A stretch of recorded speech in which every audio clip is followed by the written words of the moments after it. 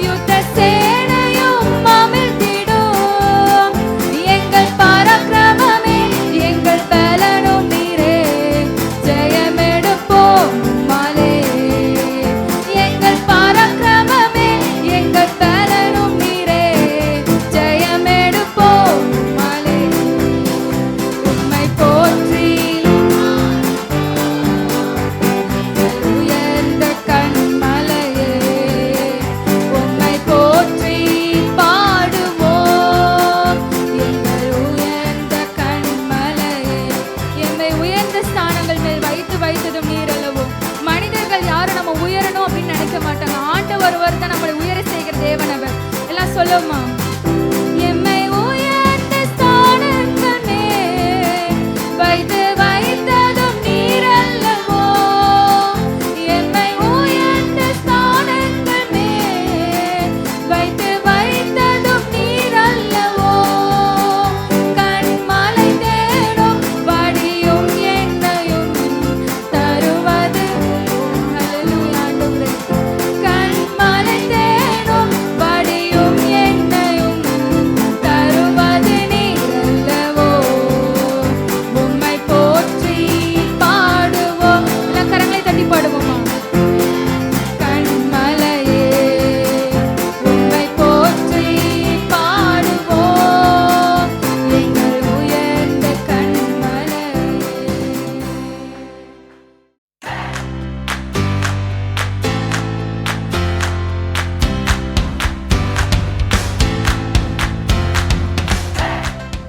ஒரு வேத பகுதியை எடுத்து நீங்கள் நானும் வாசிக்க கேட்க போகிறோம். தேவனுக்கே மகிமை உண்டாவதாக. ஹல்லேலூயா, ஸ்தோத்திரம், ஆண்டவருக்கு ஸ்தோத்திரம். வாசிக்கலாமா?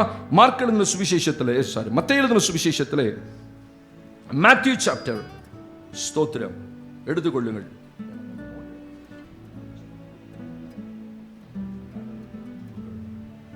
ஸ்தோத்திரம். சரி, இன்றைக்கு ஆண்டவர் நம்மோடு கூட பேசும்படியாய் தெரிந்து கொண்ட வேத செய்தியினுடைய தலைப்பு கிங்டம் ஃபார்முலா.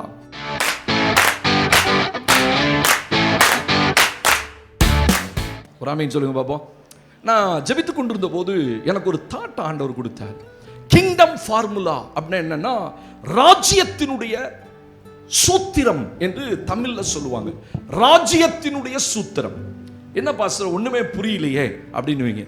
கிங்டம் ஃபார்முலா, அதாவது தேவனுடைய ராஜ்யத்துக்கு என்று அந்த ஆசீர்வாதங்களை பெறுவதற்கு ஒரு சூத்திரம் இருக்கிறது. உங்களுக்கு தமிழ்ல சூத்திரம்னா என்னன்னு தெரியும் இல்லையா?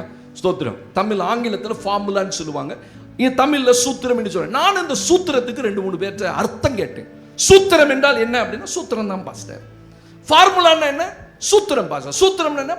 Formula pastor. அப்ப தமிழ்ல நீங்க இந்த சூத்திரத்துக்கு 2 வார்த்தைகள், வழிமுறைகள். அதாவது ஒரு காரியம் சிக்கலா இருக்கு, அதை எடுக்கணும் அப்படின்னா சில வழிமுறைகள் நமக்கு தெரிஞ்சிருக்கணும். இதை ரொம்ப யூஸ் பண்ற இடம் எங்கன்னா மேக்ஸ்ல யூஸ் பண்ணுவாங்க. ஆமென் சொல்லுங்க பாப்போம். அல்லேலூயா. மேக்ஸ்ல சொல்லுவாங்க, சூத்திரத்தை ஃபார்முலாவை படிச்சாதான் 10th இருந்து +1 +2 வரைக்கும் அந்த மேக்ஸ்லையும் சரி அந்த கெமிஸ்ட்ரிலையும் சரி நிறைய சூத்திரங்களை படிக்க வேண்டி இருக்கும். இந்த சூத்திரங்கள் எதற்காக? அந்த வழிமுறைகளை பின்பற்றினால் ஒரு சொல்யூஷன் கிடைக்கும், ஒரு முடிவு கிடைக்கும், ஒரு ரிசல்ட் கிடைக்கும். நம்முடைய வாழ்க்கையில அநேக பிரச்சனைகள் மத்தியில வாழ்ந்து கொண்டிருக்கிற நமக்கு சூத்திரங்கள் தெரியாததுனால தான், நான் சொன்னது சாஸ்திரங்கள் இல்ல, நான் சொல்றது சூத்திரங்கள். ஆமென் சொல்லுங்க பாப்பா. சாஸ்திரங்கள் என்பது உலக ஜனங்க பார்க்கிற சாஸ்திரங்கள். ஆனா சூத்திரம் என்பது வேதத்திலே கிங்டம் ஃபார்முலா. தேவனுடைய ராஜ்யத்துல ஆசீர்வாதத்தை வாங்கணும் அப்படின்னா, ஒரு சமாதானம் உள்ள ஒரு வாழ்க்கை வாழணும் அப்படின்னா சில சூத்திரங்கள் நமக்கு தெரியாததுனால தான் தேவனுடைய ராஜ்யத்தில் நம்ம ஆசீர்வாதமா வாழ முடியல. ஆமென் சொல்லுங்க பாப்போம். அல்லேலூயா. வேதத்துல வாசிக்கிறோம், ஆண்டவர் ஒரு உவமையை சொல்லுகிறார். என்ன உவமை? மத்தேயு எழுதின சுவிசேஷத்தை எடுத்துக்கொள்ளுங்கள்.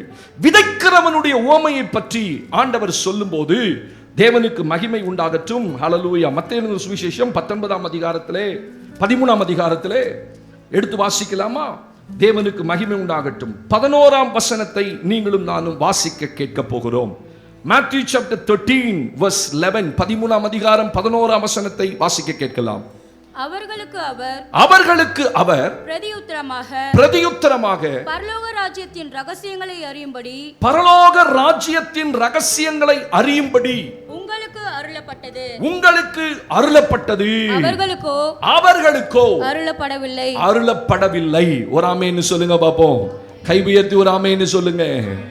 ஆண்டவர் மலைப்பிரசங்கத்தை செய்து கொண்டிருந்த போது வேதத்துல ரொம்ப ஃபெமிலியரான ஒரு பகுதி எதுன்னா ஆண்டவருடைய மலைப்பிரசங்கம்.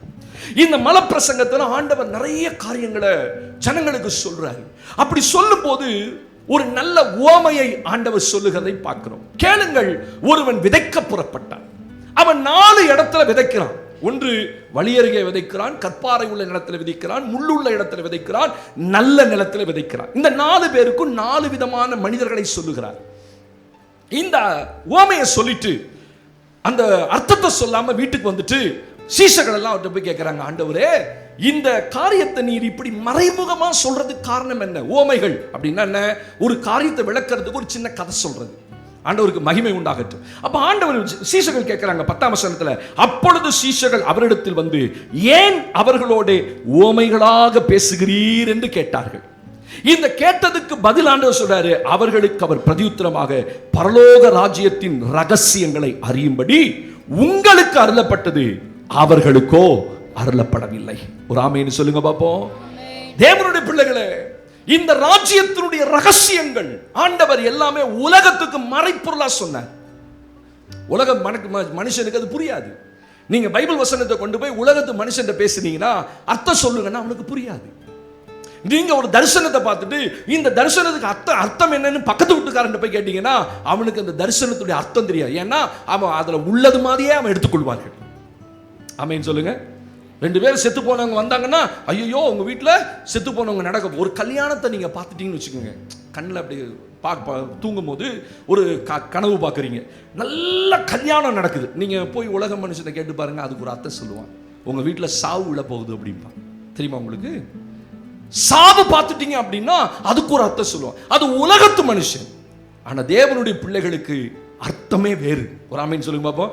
நீங்க பார்க்கிற தரிசனங்களுக்கும் நீங்க பார்க்கிற கனவுகளுக்கும் ஆவிக்குரிய அர்த்தம் நிச்சயமா வேறாதான் இருக்கும். உலக மனுஷன் சொல்றதுக்கும் நம்ம சொல்றதுக்கும் நிறைய வித்தியாசங்கள் இருக்கும். ஆமென்.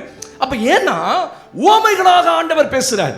கேளுங்கள், ஒருவன் விதைக்க புறப்பட்டான். ரைட்டு, ஒரு விவசாயி விதைக்க புறப்பட்டான், 4 இடத்துல விழுந்துச்சு. அந்த உலகத்து மனுஷனுக்கு அர்த்தம் தெரியல. அப்பதான் சீஷர்கள் வந்து கேட்கிறாங்க. சீஷர்கள் உடனே புரிந்து கொண்டார்கள், ஏதோ இதுல ஒரு அர்த்தம் இருக்கிறது. வீட்டுக்கு வந்து கேட்கிறாங்க, ஏன் ஆண்டவரே அவர்களுக்கு புரியாம சொல்றீங்க? அப்பா சொல்றாரு, பரலோக ராஜ்யத்தின் ரகசியங்களை அறியும்படி உங்களுக்கு அருளப்பட்டது, அவர்களுக்கோ அருளப்படவில்லை. அவங்களுக்கு எந்த அர்த்தமும் புரியாது. ஒரு ஆமென் சொல்லுங்க பாப்போம். நாம் பிரசங்கிக்கிற வார்த்தைகள் உங்களுக்கு புரியும். இதே ஒரு உலகத்து மனுஷன் ஒரு 1000 பேரை உட்கார வச்சு நான் இதை பேசினேன்னா அவங்களுக்கு புரியாது. கிங்டம் ஃபார்முலா அப்படின்னா அவங்களுக்கு என்ன தெரியும்? ஃபார்முலா 1 கார் பந்தயம் தான் தெரியும். அப்படிதானே? சமீபத்தில் ரீசெண்டில் சென்னையில் நடந்துச்சு. நம்முடைய டெபுட்டி சீஃப் மினிஸ்டர் உதயநிதி அவர்கள் நடத்தினாங்க. 40 லட்ச ரூபாய் செலவு பண்ணி ஃபார்முலா பந்தயத்தை நடத்தினார்கள். சென்னையில் முதல் முறையாக கார் பந்தயம் நடந்தது. தெரியுமா உங்களுக்கு? தெரியாதா? எதையுமே பார்த்ததில்ல பாஸ்டர். ஆடு மேன் கத்துச்சுன்னா அது வழின்னு தெரியும். தோத்திரம் கோழி கொக்கரக்கோன்னுச்சுன்னா முட்டை விட்டுச்சுன்னு தெரியும். இது மட்டும்தான் எங்களுக்கு தெரியும். ஃபார்முலா நடந்துச்சா நடக்கலையான்லாம் எங்களுக்கு தெரியாது. சோத்திரம் அல்லேலூயா. அப்படியா? 4 காரியத்தை நல்லா தெரிஞ்சுக்கணும்ல. அப்ப இந்த ஃபார்முலா 1 என்பது கார் பந்தயம். ஆனா இங்க நான் கிங்டம் ஃபார்முலா அப்படின்னா உங்களுக்கு அது தெரியும். ராஜ்யத்தினுடைய ரகசியம், ராஜ்யத்தினுடைய சூத்திரம். ராஜ்யத்தினுடைய சூத்திரம் தெரியலன்னு வச்சுக்கோங்க. சூத்திரம் என்ன? வழிமுறைகள். சரியா? எந்த வழியில போனா எப்படிப்பட்ட ஆசீர்வாதத்தை வாங்கலாம், எந்த வழியில போனா தேவன் வைத்திருக்கிற எனக்குன்னு வைத்திருக்கிற ஆசீர்வாதத்தை நான் பெற்றுக்கொள்ள முடியும், எந்த வழியில போனா நான் ஆசீர்வாதமா வாழ முடியும், எந்த வழியில போனா தேவன் என் மேல் பிரியமா இருப்பார். இந்த ஃபார்முலாலாம் தெரியாததுனால தான் நிறைய நேரங்கள்ல நம்ம தேவனுடைய ஆசீர்வாதத்தை பெறாம தேவனுடைய கோபத்தை சம்பாதிக்கிறோம். இன்னைக்கு ஆண்டவர் இந்த கிங்டம் ஃபார்முலாவை நமக்கு கற்றுக் கொடுக்க போறாரு. ஆமென் சொல்லுங்க பாப்போம். அல்லேலூயா சொல்லுங்க பாப்போம். ஒரு சிலருக்கு தான் வேகமா கை உயருது, மற்றவங்களுக்கு என்னன்னே புரியல. அல்லேலூயா. நான் இன்னைக்கு கற்றுக் கொடுக்க போகிற வார்த்தைகள் ராஜ்யத்தினுடைய அந்த சூத்திரங்களை அறிந்து கொண்டால் என்ன பாச அப்படி இருக்கு வழிமுறைகள். வாசிக்கலாம் என்னோடு கூட. தேவனுக்கு மகிமை உண்டாகட்டும். மத்தேயு எழுதின சுவிசேஷம் 6ஆம் அதிகாரம் 31 முதல் 33 வசனங்களை இந்த முதல் சூத்திரம் என்ன, தேவனுடைய ராஜ்யத்தினுடைய ரகசியங்கள்ல முதல் சூத்திரம் என்ன அப்படின்னு பார்க்கும்போது மத்தேயு 6:31 முதல் 33 வரைக்கும் வாசிக்க போகிறோம். ஆகையால் என்னத்தை உண்போம், என்னத்தை குடிப்போம், என்னத்தை உடுப்போம் என்று கவலைப்படாதிருங்கள். இவைகள் எல்லாம் அஞ்ஞானிகள் நாடி தேடுகிறார்கள். இவைகள் எல்லாம் உங்களுக்கு வேண்டியவைகள் என்று, இவைகள் எல்லாம் உங்களுக்கு வேண்டியவைகள் என்று உங்கள் பரமபிதா அறிந்திருக்கிறார். முதலாவது தேவனுடைய ராஜ்யத்தையும் அவருடைய நீதியையும் தேடுங்கள். அப்பொழுது இவைகள் எல்லாம்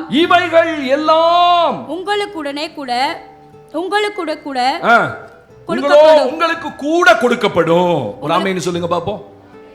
புரிஞ்சிருச்சு பாஸ்டர், நீங்க என்ன சொல்ல வரீங்கன்னு எனக்கு புரிஞ்சிருச்சு.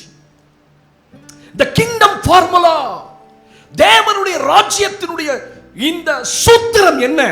நீங்க எப்படி ஆசீர்வாதமா இருக்க முடியும்? கணக்குல ஃபார்முலா தெரியலன்னா உட்கார்ந்துட்டே இருக்க வேண்டியதுதான். வேற ஒரு ஃபார்முலா போட்டீங்கன்னா கணக்கு வராது, ரிசல்ட் வராது. உங்களுக்கு நிறைய ஃபார்முலா தெரியும், ஆனா எந்த இடத்துல என்ன ஃபார்முலா போடணும்னு நமக்கு தெரியணும். நான் சொல்றது புரியுதா? கணக்கு படிச்சவங்களுக்கு தெரியும். உங்களுக்கு நூற்றுக்கணக்கான ஃபார்முலா தெரியும், ஆனா எந்த கணக்குக்கு எந்த ஃபார்முலா சூத்திரம் போடணும் அது போட்டாதான் அந்த கணக்குடைய ரிசல்ட் வரும். உங்களுக்கு நிறைய வசனங்கள் தெரியும், ஆனா எந்த வசனத்தை எந்த இடத்துல அப்ளிகபிள் பண்ணணும்ன்றது ஒரு தேவனுடைய பிள்ளைக்கு தெரியணும். அல்லேலூயா. அப்பதான் அந்த ஆசீர்வாதம் வரும். ஸ்தோத்திரம். எந்த இடத்துல என்ன வசனம் சொல்லணும்? திருமண வீட்டுக்கு போறீங்க, அந்த இடத்துல என்ன ஜெபம் பண்ணணுமோ அந்த ஜெபம் தான் பண்ணணும். நான் சாவு வீட்டில் நிக்கிற மாதிரி நினைச்சுக்கிட்டு ஜெபம் பண்ணேன்னா திருமண வீடு மோசமா போயிடும். நான் சாவு வீட்டில் நின்று திருமண காரியத்துக்கு ஜெபிக்கிறது போல ஜெபிக்க முடியாது. அப்ப சூத்திரம் எனக்கு தெரிந்திருக்கணும். வேதம் என்ன சொல்லுவீங்க? கர்த்தருக்கு ஸ்தோத்திரம். 31ஆம் வசனத்துல, ஆகையால் எண்ணத்தை உண்போம், எண்ணத்தை குடிப்போம், எண்ணத்தை உடுப்போம் என்று கவலைப்படாதிருங்கள். ஆண்டவர் பின்பற்றின ஒரு கூட்டத்துக்கு பயங்கர கவலை வந்துருச்சு. இன்னைக்கு எதுக்காக நமக்கு இருக்கிற 3 கவலையை தான் எழுதி இருக்கிறார். எண்ணத்தை உண்போம், எண்ணத்தை குடிப்போம், எண்ணத்தை உடுப்போம். இதுக்கு தானே கவலைப்படுறோம், இதுக்கு தானே கவலைப்படுறோம். நீங்கள் நானும் ஏன் ஓடி ஓடி சம்பாதிக்கிறோம்? இந்த ஒரு ஜான் வயிற்றுக்காக தான். இந்த வயிறுடைய அளவே எவ்வளவு? அட என் வயிறுலாம் 2 ஜான் இருக்குப்பா சார். சரி, அது இருக்கட்டும், அதுக்கு நான் என்ன பண்ண முடியும்? என் வயிறுலாம் 1 ஜான் தான் இருக்குது. ஸ்தோத்திரம். இந்த 1 ஜான் வயிற்றுக்கு தான் இந்த பிரச்சனையே. இந்த 1 ஜான் வயிறு இல்லைன்னா பிரச்சனையே இல்லை. சமைக்க வேணாம், சம்பாதிக்க வேணாம், சாப்பிடணும்னு அவசியம் இல்லை. அப்ப என் வாழ்க்கையில பல தேவைகள் இருக்கு. அதை தான் ஆண்டவர் 3 காரியத்தை கொண்டு வந்தார். எண்ணத்தை உண்போம், எண்ணத்தை குடிப்போம், எண்ணத்தை புசிப்போம், எண்ணத்தை உடுப்போம் என்று கவலைப்படாதீர்கள். இந்த சம்பவத்தை ஆண்டவர் யாருக்கு சொல்றாரு? இவைகள் எல்லாம் யார் தேடுறது? அஞ்ஞானிகள். Very good. யாருப்ப அந்த அஞ்ஞானி? இப்ப நீ யாரு? அவன் அஞ்ஞானினா சபைக்குள்ள இருக்கவங்க யாரு? அப்பா, இப்ப ஃபார்முலாவுக்கு வந்துட்டீங்க, சூத்திரத்துக்கு வந்துட்டீங்க. இப்ப அவன் அஞ்ஞானி. அந்த அஞ்ஞானி என்ன செய்யறான்? எண்ணத்தை குடிப்போம், எண்ணத்தை உடுப்போம், எண்ணத்தை புசிப்போம்னு கவலைப்படுறான்பா. ஆனா நீ ஞானி. தேவன் உங்களை என்ன வச்சிருக்காரு? நீங்க ஒத்துக்க மாட்டீங்க. தேவனே உங்களை ஞானினாலும் நான் முட்டாளுங்க சொல்லுங்க, நான் ஞானி. ஏன்னா நீங்க தேவனை அறிஞ்சிருக்கிறீங்க, கிங்டம் அறிஞ்சிருக்கிறீங்க, ராஜ்யத்தின் ரகசியத்தை அறிந்திருக்கிறீர்கள். ஒரு ஆமென் சொல்லுங்க. ராஜ்யத்தின் ரகசியம் யாருக்கு தெரிகிறதோ அவர்கள் ஞானி. அவன் தான் ஞானம் உள்ளவன். அதுக்கு தான் பைபிள் சொல்லுது, ஞானவான்கள் கர்த்தருடைய கிருபையை. அப்ப யாரு கிருபையை உணர்றது? சபைக்குள்ள இருக்கவங்க தானே. அப்ப யாரு நீங்க? நீங்க ஞானிதான், நீங்க அறிவுள்ளவர்கள் தான். உலக பிரகாரமா படிக்காம இருந்திருக்கலாம், ஆனா தேவனுடைய ரகசியங்களை தெரிஞ்சிருந்தா நீங்க தான் ஞானி. அந்த ஞானின்னு ஒத்துக்கிட்டவங்களுக்காக ஆண்டவரே உமக்கு நன்றி. 4 கை தான் மேலே போச்சு ஞானின்னு சொன்னோன்னே. இல்லையா? அவசரப்பட்டு தூக்காதீங்க. நீ ஞானியா இல்லையான்னு முடிவு பண்ணணும். இப்ப நான் தோத்திரம், கர்த்தருக்கு மகிமை. அப்ப பைபிள் சொல்லுது, அதையெல்லாம் அஞ்ஞானிகள் தேடி நாடுகிறார்கள், ஓடுகிறார்கள்.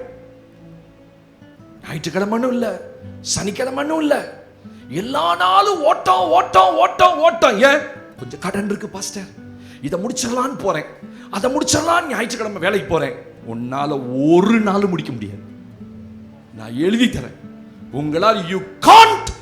இந்த வருஷத்துக்குள்ள எப்படியாவது ஞாயிற்றுக்கிழமை வேலையை செஞ்சு அடைச்சு. நான் சொல்றேன், அவைகள் எல்லாம் அஞ்ஞானிகள் நாடி தேடுகிறார்கள். ஆமென். ஆனா பைபிள் என்ன சொல்லுது? அதுக்கு அடுத்ததுல ஸ்தோத்திரம், இவைகள் எல்லாம் அஞ்ஞானிகள் நாடி தேடுகிற இவைகள் எல்லாம் உங்களுக்கு தேவை என்று, வேண்டியவைகள் என்று உங்கள் பரமபிதா அறிந்திருக்கிறார். ஒரு ஆமேன். கைகளை நல்லா உயர்த்தி ஒரு ஆமேன் சொல்லுங்க. அல்லேலூயா. உங்களுக்கு என்ன தேவைன்னு யாருக்கு தெரியும்? பிதாவுக்கு தெரியும். உங்களுக்கு என்ன தேவை? தேவனுக்கு தெரியும். உங்களுக்கு தெரியுதோ தெரியலையோ, உங்களுக்கு இன்னைக்கு என்ன தேவைன்றது கர்த்தருக்கு தெரியுமா தெரியாதா? தெரியும்பா. இதுதான் கிங்டம், ராஜ்யத்தினுடைய இந்த சூத்திரம். நான் அதை அறிந்திருக்கணும். என் தேவைகள் யாருக்கு தெரியும்? மனுஷனுக்கு தெரியாது, உறவுகளுக்கு தெரியாது, பக்கத்து வீட்டுக்கு தெரியாது. ஸ்தோத்திரம். ஆனா பிதாவுக்கு தெரியுமா? இதை நம்ம நல்லா உணர்ந்துக்கணும். எனக்கு என்ன தேவைன்னு யாருக்கு தெரியும்? இவைகள் எல்லாம் உங்களுக்கு வேண்டியவைகள் என்று உங்கள் பரமபிதா சொல்ற. உங்கள் பரமபிதா, உங்களை அழைத்த பரமபிதா, உங்களை கொண்டு வந்த பரமபிதா, உங்களுக்கு இயேசுவை வெளிப்படுத்தின பரமபிதா சொல்ல எல்லாம் அவருக்கு தெரியும். He knows everything. அப்ப சொல்றாரு, அஞ்ஞானிகள் அவர்களை நாடி தேடுறான், உலகத்துல ஓடுறான் சம்பாரிச்சாதாங்க காசு. நீங்க என்ன கடவுளை தேடி போய் மணிக்கணக்கில் உட்காந்துக்கிட்டு 3 மணி நேரம் 4 மணி நேரம் சர்ச்சில் உட்காந்துட்டு என்ன கடவுளை எப்படி உங்களை ஆசீர்வதிப்பார்? உழைச்சாதாங்க தருவார். என் வேதத்துடைய சூத்திரமே வேற. அவர் என்ன சொல்றார்? அவன் தேடி ஓடுவான், ஆனா நீ தேடி ஓடாத, இவைகள் எல்லாம் உனக்கு தேவை என்று சொல்லுங்க சத்தமா. உங்கள் பரமபிதா அறிந்திருக்கிறார். எனக்கு என்ன தேவை என் பரமபிதா அறிந்திருக்கிறார். நீங்க சொல்லணும், என் தேவைகள் சில நேரத்தில் எனக்கு கூட தெரியாது, ஆனால் என் பிதா அதை அறிந்திருக்கிறார். ஹல்லேலூயா. இந்த மாசம் உங்க வீட்டுக்கு என்ன வரணும்? பிதா அறிந்திருப்பார். தேவனா, ஐயோ ஒண்ணுமே வரமாட்டேங்குது பாஸ்டர். ஸ்தோத்திரம். ஆண்டவரே கண்ணே திறக்கலையே பாஸ்டர்.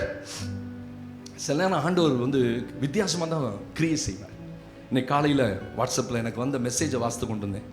உத்தரப்பிரதேசத்தில் ஒரு ஊழியக்காரர் இவ்விதமாய் கஷ்டப்பட்டு இப்போ சுப்ரீம் கோர்ட் அவருக்கு பெயில் கொடுத்துருக்கு.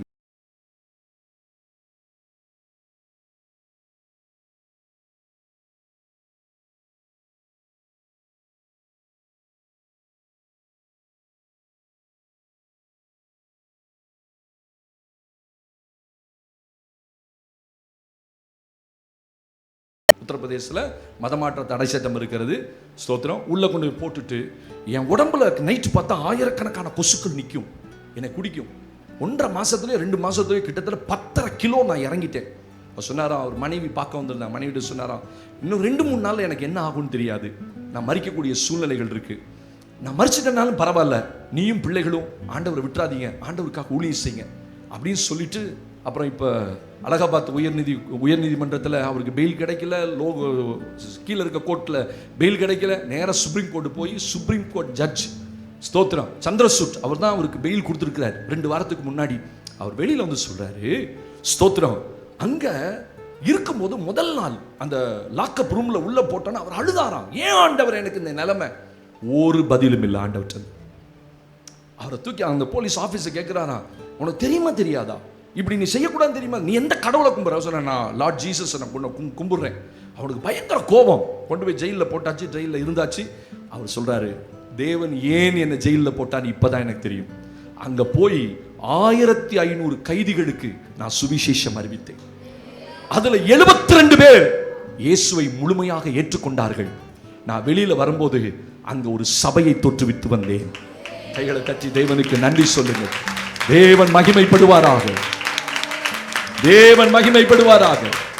ஸ்தோத்திரம். தேவன் அறியாமல் உங்கள் வாழ்க்கையில ஒன்றும் வருவதில்லை.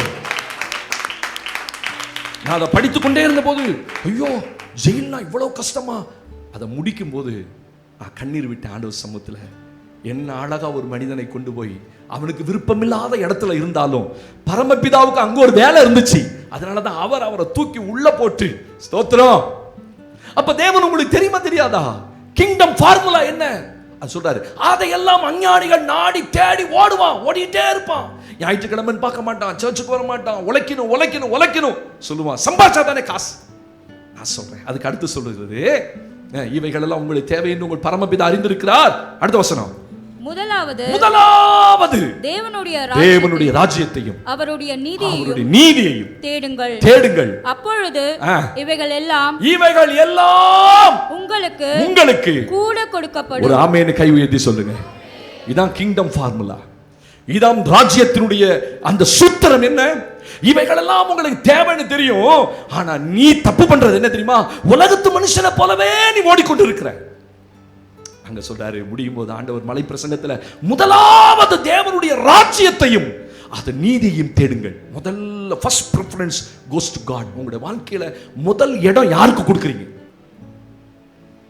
தேவனா, சபையா? இதெல்லாம் உங்க வாழ்க்கையில முன்னாடி இருக்கணும், முதல்ல நிக்கணும்.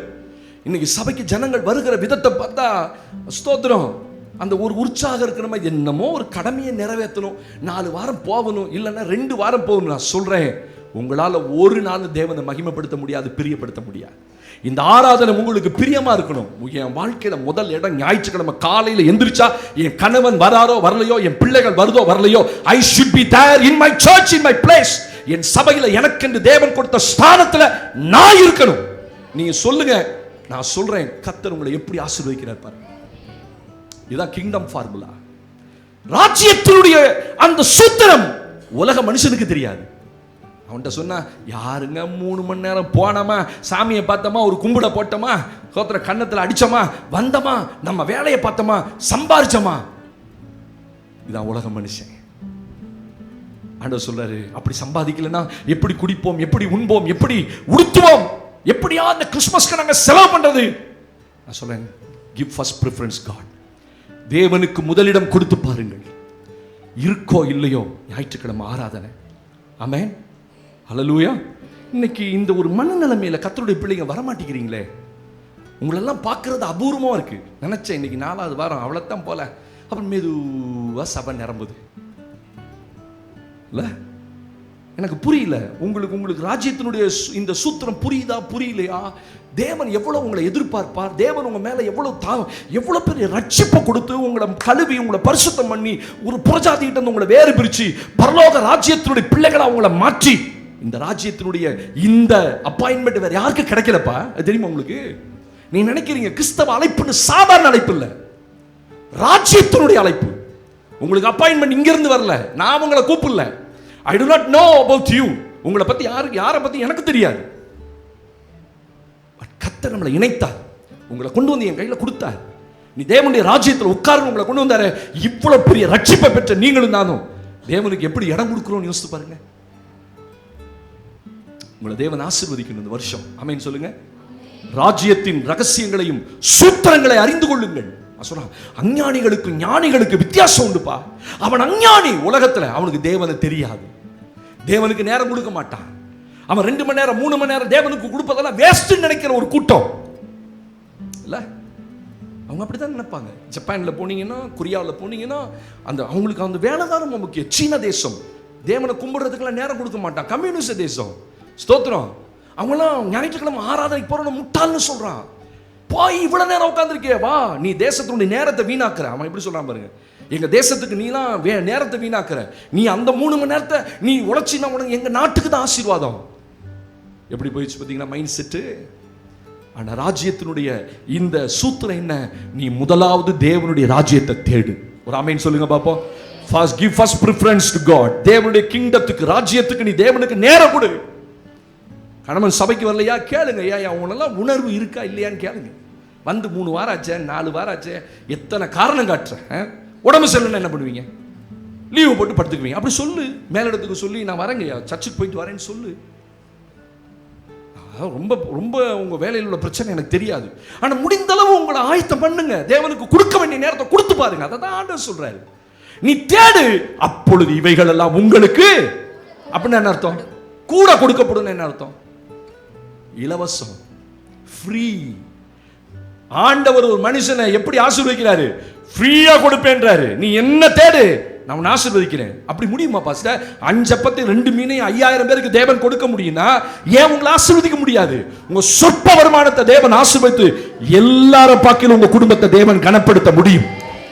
நான் சாட்சி, என் குடும்பத்தில் நான் சாட்சி. அவருக்கு வாழ்க்கையில எல்லா இடத்துல அவருக்கு முக்கியத்துவம் கொடுத்தேன். இருக்கோ இல்லையோ ஸ்தோத்திரம், நாங்க தேவ சமூகத்தில் நிற்போம். நான் ஊழியக்காரன்றதுனால அல்ல, தேவன் அழைச்சா. அதான் சபைக்கு சொல்லி கொடுக்கிறார். இந்த கிங்டம் ஃபார்முலா ஒரு தேவ பிள்ளைக்கு தெரிஞ்சிருச்சு. என்ன தெரியணும்? ஓ, அவைகள் எல்லாம் அஞ்ஞானிகள் நாடி தேடி தேடி தேடி ஓடுறான், அவனுக்கு எந்த நாளும் அல்ல. ஆனா ஆண்டவர் சொல்ல, நீ ஞானி, தேவனை அறிஞ்ச பிள்ளை, நீ தேவனுக்கு ஞாயிற்றுக்கிழமை கொடு. ஒரு வெள்ளிக்கிழமை உபவாசம். இவ்வளோ பிரச்சனை வீட்டில், அந்த சூத்திரம் உனக்கு தெரிஞ்சிருக்கணும். வந்து முழங்கால் போடு. ஒரு வெள்ளிக்கிழமை ஸ்தோத்திரம். அந்த நாளில் என்ன செய்வீங்க? சும்மா தான் போய் அவனை இவனை தேடிட்டு இருப்பீங்க. இவன் வேலை கொடுப்பானா, அவன் வேலை கொடுப்பானா, அவன் மனம் கொடுப்பான். நீ என்ன சொல்கிறான்? ஒன்றுமே இல்லையா? நேராக வண்டிக்கு சர்ச்சுக்கு வந்துருங்க. வண்டி எடுத்துட்டு இங்கே முழங்கால் போடு. ஆண்டவரே, என் தேவைகளை சந்திங்க. உங்களை வீடு தேடி கொண்டு வந்து வேலை கொடுப்பான். அதுதான் வேணும். இதுதான் ராஜ்யத்தினுடைய சூத்திரம். அப்ப முதல் சூத்திரம் என்ன? தேவனுக்கு மகிமை இலவசமாய் கிடைக்கும் சூத்திரம். ஒரு ஆமென் சொல்லுங்க பாபா. இரண்டாவது, அவர் என்ன விதமான சூத்திரத்தை ஆண்டவர் பேசுறார் பாருங்க. சங்கீதத்தின் புஸ்தகம் 81ஆம் சங்கீதம் 13ஆம் வசனம். தி கிங்டம் ஃபார்முலா, ராஜ்யத்தினுடைய சூத்திரத்தை நீங்களும் நானும் வாசிக்க போகிறோம். சங்கீதம் 81 13, 14 வசனங்களை நாம் வாசிக்க கேட்கலாம். என் ஜனம் என் ஜனம் எனக்கு செவி கொடுத்து இஸ்ரவேல் என் வழியில் நடந்தால் நலமாயிருக்கும்.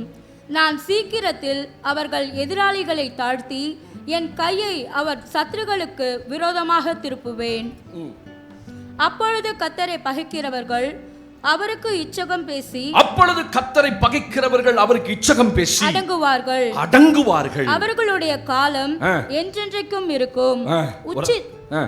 உச்சிதமான கோதுமையினால் அவர்களை போஷிப்பார். கன்மலையின் தேனினால் உன்னை திருப்தியாக்குவேன். ஆமென். The second formula, முதல் ஃபார்முலா இலவசமாய் உங்களுக்கு கொடுக்கப்படும் ஃபார்முலா. நீ தேவனுடைய ராஜ்யத்துக்கு எல்லாவற்றிலும் முதலிடம் கொடுத்தா இவைகள் எல்லாம் உனக்கு கூட கொடுக்கப்படும். ஆனா அவனோ அதை தேடி ஓடி சம்பாதிக்க தன் சொந்த பிரயாசத்தை பலத்தை அவன் செலவு செய்வான், உலக மனுஷன். இரண்டாவது ஆண்டவர் என்ன சொல்றார்? இரண்டாவது ஃபார்முலா எதிராளியை வீழ்த்தும் ஃபார்முலா. சொல்ல மாட்டேங்கிறீங்க? என்ன ஃபார்முலா அது? எதிராளியை வீழ்த்து. உங்க வாழ்க்கையில் எதிராளி இருக்காங்களா இல்லையா? ஆஃப் பண்ணிடுமா, மைக் ஆஃப் பண்ணிடுங்க. அப்பதான் உங்க வாழ்க்கையில் எதிராளி இருக்காங்களா இல்லையா? ஹலோ, எதிராளி இருக்காங்களா இல்லையா? இப்போ நீங்க பார்த்தா என்னைய தான் எதிராளி மாதிரி பார்க்குறீங்க. சோத்திரம். நிறைய பேர் இருக்காங்கல்ல, பக்கத்து வீடு, எழுத்த வீடு, வேலை பார்க்குற இடம், சும்மாவே எதிராளி இறங்குவான். அதுவும் தேவனுடைய பிள்ளைகளுக்குன்னா சும்மாவே வருவான். இவன் எங்க இருந்துடா வந்தான்? இப்படிப்பட்ட பிரச்சனை எல்லாம் நம்ம வாழ்க்கையை தேடி வருதே. ஸ்தோத்திரம். அதுதான் தேவனுடைய ராஜ்யத்துல இருக்கிற பிள்ளைகளுக்கு உண்டாகிற எதிர்ப்பு. நல்ல கவனிங்க. என் ஜனம் என்ன செய்யணுமா? எனக்கு செவி கொடுத்து இஸ்ரவேல் என் வழிகளில் நடந்தால் நலமாயிருக்கும். சீக்கிரமாய் அவர்கள் எதிராளிகளை தாழ்த்தி போடுவார். ஆண்டவர் சொல்றாரு, உன் எதிராளியை தாழ்த்துகிற அந்த சூத்திரம் என்ன தெரியுமா? அதை தான் நம்ம விட்டுட்டோம். நம்ம எதிராளியோட சண்டை போட்டுட்டு இருக்கோம். நீங்களும் நானும் எதிராளியோட சண்டை போடுறதுக்கு கர்த்தர் அழைக்கல. ஆமென் சொல்லுங்க. அல்லேலூயா. அதாவது எல்லா நேரத்திலையும் பிசாசு பிசாசு பிசாசு பிசாசு அவன் பண்றான் இப்படி. நீ தேவனுடைய ராஜ்யத்துக்கு கீழ்ப்படியலையே. என் ஜனங்கள் என் வழிகளில் நடந்தால், என் ஜனம் என்னை அறிந்து என் வழிகளில் நடந்தால் நலமாயிருக்கும். எங்கேயோ ஒரு தப்பு நடக்குது நம்முடைய வாழ்க்கையில. கவனிங்க, எங்கேயோ ஒரு தப்பு. என்ன தப்பு? எதிராளி என்ன சுத்திக்கிட்டே இருக்கான். எதிராளி நிறைய நஷ்டத்தை உண்டாக்குறான். ஸ்தோத்திரம். விட்டா ஜீவனை எடுத்துருவான். ஜீவ நஷ்டத்தை கொடுக்கிற காரியங்கள் உண்டு. அப்படிப்பட்ட ஒரு எதிராளி நமக்கு இருக்கும்போது நீ தேவனுடைய அந்த ராஜ்யத்தினுடைய அந்த சூத்திரத்தை ஒரு தேவ பிள்ளை எதுக்கும் பயப்படாத. உன் எதிராளியை குறித்து பயப்படாத. ஆண்டவர் சொல்ல, உனக்கு எந்த எதிராளி எவ்வளவு பெரிய ஆள் எழுப்பி வந்தாலும் நீ பயப்பட வேண்டாம். ஆமென் சொல்லுங்க. அதான் ஆண்டவர் கொடுக்கிற வார்த்தை. உன் எதிராளி எவ்வளவு பலசாலியா வேணா இருக்கலாம், உன் எதிராளி எவ்வளவு உயர வேணா இருக்கலாம், அவனுக்கு எவ்வளவு பணபலம், ஆள் பலம், உலக பலம் எல்லாம் இருந்தாலும் சரி, ஆண்டவர் சொல்ல, உன் எதிராளி குறித்து நீ டோன்ட் கேர், டோன்ட் மைண்ட், அதை பத்தி கவலையப்படாத. ஐயோ எனக்கு இவ்வளவு பெரிய சத்துரு இருக்கானே, என்னோட இவ்வளவு போராடுதே, நீ அதை பத்தி கவலைப்படாத. அதுக்கு முந்தின வசனம் என்ன சொல்லுது? எதிராளி அடக்கி போடுவேன். அதுக்கு முன்னாடி இஸ்ரவேல் என் ஜனம் என்ன செய்யணுமா? எனக்கு செவி கொடுத்து என் வழிகளில் நடந்தா, என் சத்தத்துக்கு நீ செவி கொடு. சத்துருவை பத்தி பயப்படாத. உன் எதிராளி தன்னால விழுவான். ஆமென் சொல்லுங்க பாப்போம். நீ அடிக்க வேண்டிய ஆளை நீ போய் அடிக்காத. நீ சண்டை போட வேண்டிய ஆள்கிட்ட நீ சண்டை போடாத. உன் சத்துருவை குறித்து நீ பயப்படாத. நீ போற இடத்துல இருக்க போகிற சத்துரு எவ்வளவு பெரியவன், அவனை ஊதி பெருசாக்காத. உங்க வாழ்க்கையில நீ ஒரு கனவு, ஒரு சொப்பனம், ஒரு பிசாசை பத்தி பார்த்துட்டீங்கன்னா உங்க வாழ்க்கை ஒரு வாரம் அந்த மைண்ட்ல அந்த பிசாசே தான் போராடிட்டு இருப்பான். ஆண்டவர் சொல்றாரு, உன் சத்துருவை குறித்து நீ பயப்படாத. உன் எதிராளி அடக்கிறதுக்கு நாம ஒரு சூத்திரம் சொல்லி தரேன். ஆமென். I will teach you a formula. உன் எதிராளி எவ்வளவு பெரிய ஆளு, அதை பத்தி பயப்படாத. மைக் டைசன் சமீபத்தில் ஒரு பெரிய குத்துச்சண்டை வீரர். மைக் டைசன் உலகத்தில் மிகப்பெரிய குத்துச்சண்டை, தோல்வியே சந்திக்காத ஒரு மனிதன். இதுவரைக்கும் இந்த குத்துச்சண்டையில், பாக்ஸிங் வேர்ல்ட்ல தன் வாழ்க்கையில தோல்வியே சந்திக்காதவன். ஒரே ஒரு முறை தான் கடைசியா அந்த போட்டியிலிருந்து விலக போறதுக்கு முன்னாடி ஒரு தோல்வியை சந்திச்சிட்டான். அவனுக்கு வயசாயிடுச்சு, ரொம்ப வயசாயிட்டான், உடம்பெல்லாம் தளர்ந்துருச்சு. சமீபத்தில் போன வாரத்தில் ஒரு இளம் அந்த குத்து சண்டை வீரன் 21 வயசு அவனோட சண்டை போட்டான். அது ஒரு சும்மா ஒரு ஒரு காட்சி மாதிரி தான் நடத்தினாங்க. ஆனால் அதில் அவன் சண்டை போடுறான். அவன் சொல்கிறான், என் வாழ்க்கையில் சொல்கிறான், நீங்கள் தோற்காததுக்கு காரணம் என்ன? மைக் டைசனை கேட்க சொல்கிறான், I never cease my enemy. என்னுடைய எதிரி யார் என்று நான் ஒரு நாள் மைண்ட் பண்ண மாட்டேன். ஆமென். ஏன்னா என் டெக்னிக் எனக்கு தெரியும், நான் எப்படி அடிக்கணும்னு எனக்கு தெரியும். அவனை காட்டில் இவாண்டர் ஹோலிஃபீல்ட் அப்படின்னு சொல்லி மிகப்பெரிய பலவான், அவனை காட்டில் நல்ல ஹைட்டு, நல்ல வெயிட்டு. அவனை சொன்னாங்க இந்த முறை மைக் டைசன் அவுட்டு அப்படின்னாங்க. நிச்சயமா இந்த இவாண்டர் ஹோலிஃபீல்ட் அவனை அடிச்சிருவான் அப்படின்னு அவன் அப்படி உடம்பு அப்படி வரான். உலகமே அதை வந்து கிட்டத்தட்ட எத்தனையோ கோடி பேர் அதை லைவ்ல பார்த்தாங்க. ஆனா 2வது சுத்துலயே இவாண்டர் ஹோலிஃபீல்ட் நாக் அவுட். அப்படி மலை போல கீழே கிடக்கிறான். இவன் ஆள் இத்தனோடு தான் இருப்பான், விட்ட ஒரே குத்து தான் 2வது ரவுண்ட்ல கீழே சாஞ்சிட்டான். அவன் சொல்றான், என் எதிரி எவ்வளவு பெரிய ஆள் என்பது எனக்கு முக்கியம் அல்ல. ஆமென் சொல்லுங்க. ஹல்லேலூயா. எனக்குன்னு சில டெக்னிக்ஸ் இருக்கு, எனக்குன்னு சில ஃபார்முலா இருக்கு, எனக்குன்னு பலனை கடவுள் கொடுத்திருக்கிறார். நான் அதை தான் நம்புவேனே தவிர என் எதிரியை ஒரு நாள் நான் பார்க்க மாட்டேன். இன்னைக்கு நம்முடைய வாழ்க்கையில நம்ம எதிரியை பார்த்து நிறைய பயப்படுறோம். இந்த வியாதி நான் சொல்றேன், கர்த்தரை மீறி ஒன்றும் நடக்காதுன்னு இந்த ஃபார்முலாவை நீங்க அறிந்து கொண்டா உங்களுக்கு ஒன்றும் நடக்காது. ஆமென் சொல்லுங்க பாப்போம். அல்லேலூயா. உன் எதிரி எப்படி வேணாலும் வருவான், வியாதியில வருவான், பலவீனத்தில் வருவான், தரித்திரத்தில் வருவான், சூழ்நிலைகள் மாற்ற முடியாத சூழ்நிலைகள், கணவன் மூலம் வருவான். நான் சொல்றேன், நீ செவி கொடுத்து தேவனுக்கு செவி கொடு.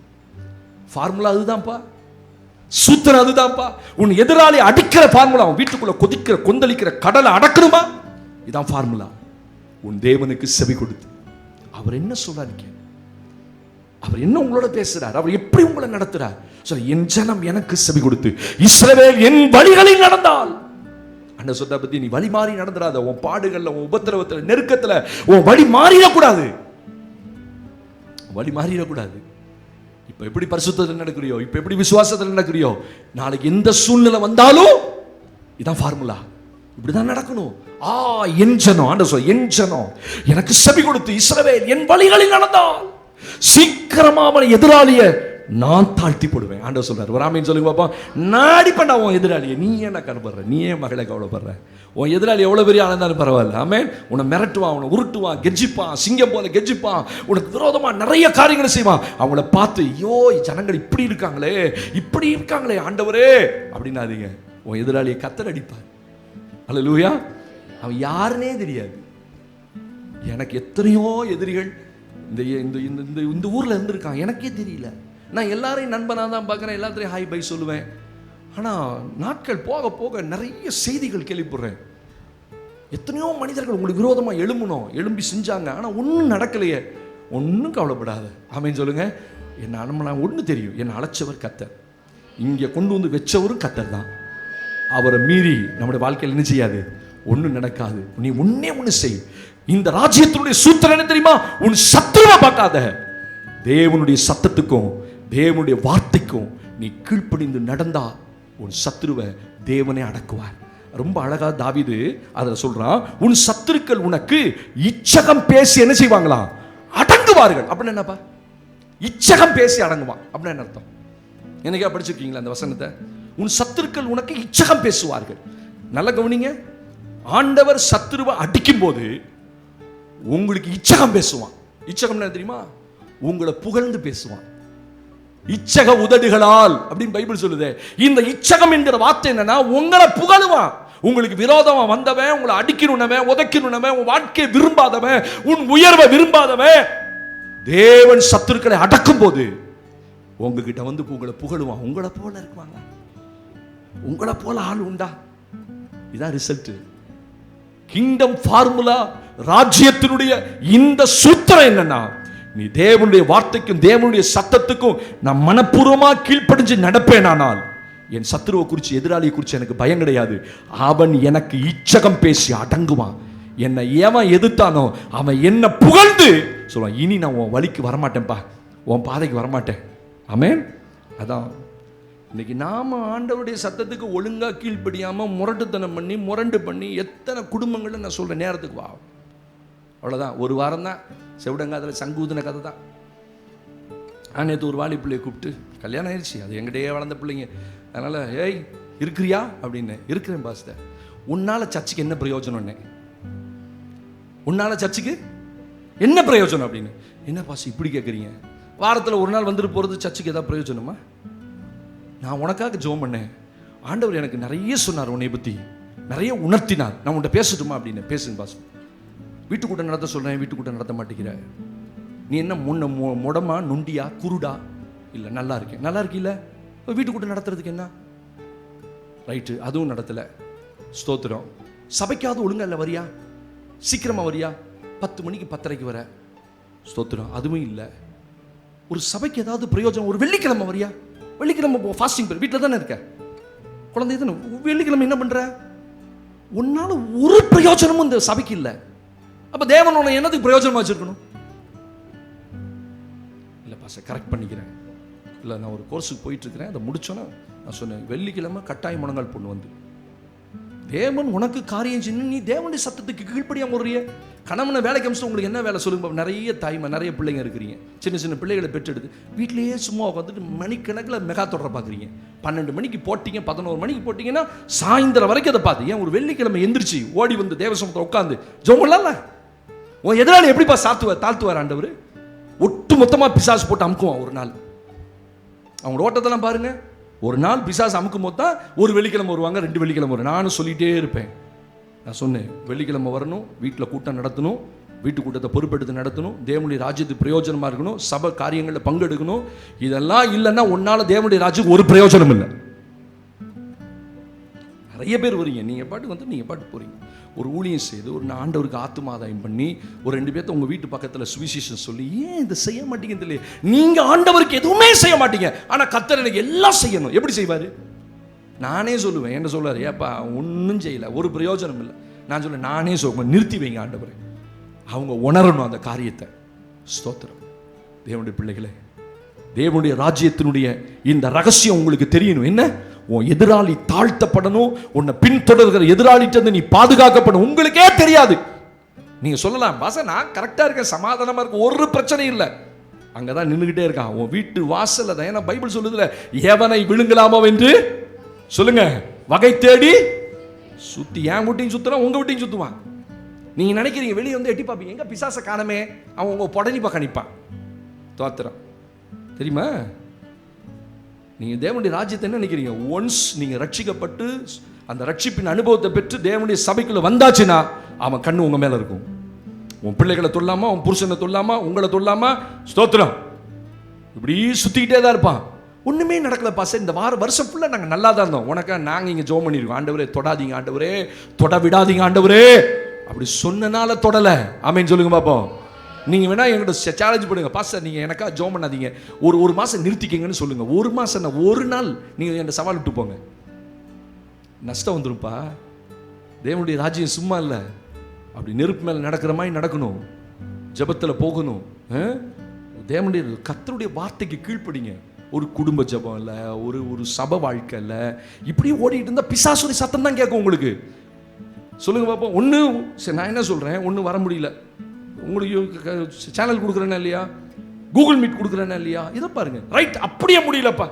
சோத்திரம். நேற்று ஒரு வாலிப தம்பி நைட்டு புலம்புறான், பாஸ்டர் நாளைக்கு வந்துடலான்னு பார்த்தேன், என் ஓனர் கூப்பிட்டு என்னை அனுப்புறார், தயவுசெய்து கூகுள் ஐடி அனுப்புங்க. சொன்னேன், அப்ரிஷியேட்டிவ்டா, பாரு உட்காந்து உன் வேலையின் மத்தியில் அதை பாரு. அப்படியே பார்க்க முடியா, எடிட் பண்ணி போடுற அந்த செய்தியாவது கேளு. இந்த வாரம் பாஸ்டர் என்ன செய்தி கொடுத்தார், அதானப்பா உங்கள் ஆவிக்குரிய வாழ்க்கைக்கு ஆசீர்வாதமாக இருக்கும் இல்லை? உங்கள் உறவுகள் வந்துட்டா சர்ச்சுக்கு வர மாட்டீங்க. இது தேவனுக்கு முதலிடம் கொடுக்குற குடும்பம். பார்த்தீங்களா? உங்கள் உறவுகள் வந்துட்டா வரமாட்டீங்க, உங்கள் சொந்தக்காரங்க வந்துட்டா வரமாட்டீங்க. ஏன் அவனையும் கூட்டு வாங்க சர்ச்சுக்கு? ஹலோ, நான் கிங்டம் ஃபார்முலா சொல்கிறேன். ஆமேன்னு சொல்லுங்கள். அல்லேலூயா. ஆமாம், தேவனுடைய ராஜ்யத்தினுடைய சூத்திரத்தை சொல்லுவோம். உன்னை கர்த்தர் ஆசீர்வதிக்கணும்னா நீ தேவனுக்கு கீழ்ப்படியணும், அவர் சத்தத்தை கேட்கணும், அவர் வழிகளில் நடக்கணும். அவருக்கு அப்படின்னா அவருடைய பிரியமான வழிகளில் நடந்தா உன் எதிராளிய சொல்லுங்க அவரே தாழ்த்துவார். ஆமேன்னு சொல்லுங்க பார்ப்போம். நான் அன்பாக தான் சொல்லி கொடுக்குறேன் எல்லாமே. நீங்கள் தேவனுடைய ராஜ்யத்துக்கு முதலிடம் கொடுங்க. யார் வராங்க யார் வரல, எங்கள் அம்மா தான் வந்திருக்கிறாங்க, அதுக்காக நான் வீட்டில் உட்காந்துக்க முடியுமா? வாங்க நீங்களும் கூட இல்லை. ஸ்தோத்திரம். ரட்சிக்கப்படாதாலே வரச்சுமே, கூட்டு வாங்க, வாங்க எங்கள் ஒரு நாளைக்கு எங்கள் சபைக்கு வந்து பாருங்க. அப்படியாவது அவங்க ரட்சிக்கப்பட்டுமே. நீங்கள் அவங்களோட இருந்து சாப்பிட்டு பேசி உண்டு உறங்கி 2 வாரம் வராமல் 3 வாரம் வராமல் இதெல்லாம் என்னால் ஜீரணிக்கவே முடியல. எப்படி இப்படி ரட்சிக்கப்பட்ட ஒரு ஜனம் நீங்கள் இருக்கிறீங்க அப்படின்னு எனக்கு ஆதங்கமாக இருக்குது. அதனால் அடுத்த முறை அந்த தப்பை பண்ணக்கூடாது. ஆமேன்னு சொல்லுங்க. 4 வாரம் சபையா 4 வாரம் நிற்கணும். சும்மா இல்லை, கர்த்தருடைய வருகை சமீபம். நீ நாளைக்கு கைவிடப்பட்டீங்கன்னா என்னையும் தான் கர்த்தர் கணக்கு கேட்பேன். நீ ஏன்பா சொல்லலை, நீ ஏன்பா கண்டிக்கல? தேவனுக்கு மகிமை. அப்ப கிங்டம் ஃபார்முலா என்ன? ஹல்லேலூயா. ஜெயம் கொடுக்கிற ஃபார்முலா என்னன்னா உன் சத்துருக்களை தேவன் தாழ்த்துவார். நீ அவர் சத்தத்துக்கு கவனமா கேட்டு அவர் வழிகளில் நடந்தால். ஆமென் சொல்லுங்க. அப்படியே கண்ணை மூடி கைகளை உயர்த்தி, ஆண்டவர் சத்தத்துக்கு நான் செவி கொடுப்பேன் ஆண்டவரே, உங்க வழிகளில் நான் நடப்பேன் ஆண்டவரே. சொல்லுங்க பாப்பா, நான் இனி உங்க வழிகளை அறிந்து கொண்டு நடப்பேன். அந்த வார்த்தையாவது சொல்லுங்க. என் உள்ளத்தின் ஆழத்தில் நான் சொல்றேன், நான் உங்களுக்கு பிரியமா நடக்க நான் பிரிய வார்த்தை ஆண்டவரே, நான் விரும்புகிறேன் ஆண்டவரே, நான் விரும்புகிறேன் ஆண்டவரே. உங்க சத்தத்துக்கு நான் செவி கொடுக்கணும். ஏன்னா என்ன சுத்திலும் நிறைய சத்துருக்கள் ஆண்டவரே. ஹல்லேலூயா. மனுஷன் மூலமா, உறவுகள் மூலமா, சொந்தக்காரன் மூலமா, கணவன் மூலமா. ஹல்லேலூயா. ஆண்டவர் சொல்ல, நீ பயப்படாத மகளே, நீ பயப்படாத மகனே, உன்னுடைய சத்துருவை குறித்து நீ பயப்படாத. நான் எதிராளிகளை தாழ்த்துவேன். தாழ்த்தும் போது அவன் உனக்கு இச்சகம் பேசி அடங்குவான், உன்னை முகஸ்துதி செய்து அடங்கி போவான். நீ என் வார்த்தைக்கு செவிகொடு, நீ என் வார்த்தைக்கு கீழ்ப்படி, நான் உனக்காக யுத்தம் பண்ணுவேன். ஆமென் சொல்லுங்க பாப்போம். இதான் கிங்டம் ஃபார்முலா. மூன்றாவது, தேவனுடைய பிள்ளைகளுக்கு கர்த்தர் கொடுக்கிற வார்த்தை. ஆண்டவருக்கு மகிமை உண்டாகட்டும். வாசிக்கலாமா? மத்தேயு 13ஆம் அதிகாரத்திலே 25, 26 வசனங்களை என்னோடு கூட நீங்கள் வாசியுங்கள். Turn your Bible with me in the book of Matthew chapter 13, 13ஆம் அதிகாரம் 25, 26 வசனங்களை நாம் வாசிக்க கேட்கலாம்.